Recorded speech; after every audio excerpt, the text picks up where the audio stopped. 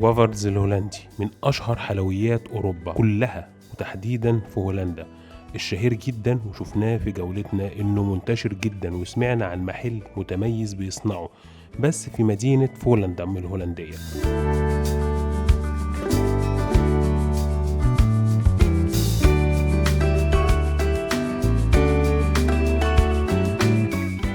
والمحل ده متخصص في صناعة الوافرز الهولندي، وبيصنعوا 3 فتيات. بصراحة استمتعنا جدا بالتجربة، وخاصة البنات في المحل كانوا مبتسمين ومرحبين جدا واحنا بنصورهم.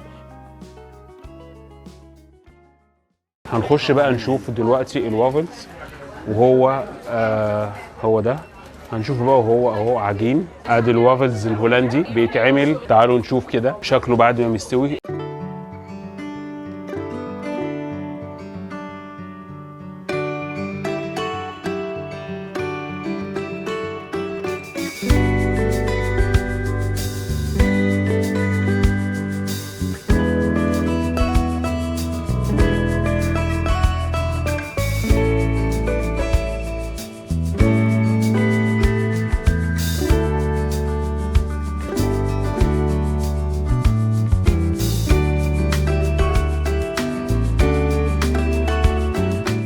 والمحل شكله قديم وفعلا مختلف عن اي محل تاني، وحتى الوافرز الهولندي مختلف عن الوافرز البلجيكي او اي نوع تاني.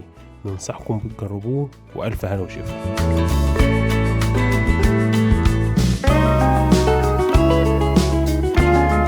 في نهاية تقريرنا ما تنسوش تعملوا مشاركة للفيديو ومتابعة ولايك للبيج على الفيسبوك عشان يوصل لكم كل جديد بننشره، وتعملوا اشتراك بالقناة وتفعيل الجرس لو بتشوفونا من على اليوتيوب، ومتابعة على انستجرام وتيك توك. واكتبوا لي في تعليقاتكم أي ملاحظات أو أسئلة تخص أي موضوع. مع خالص تحياتي واشوفكم بكل خير.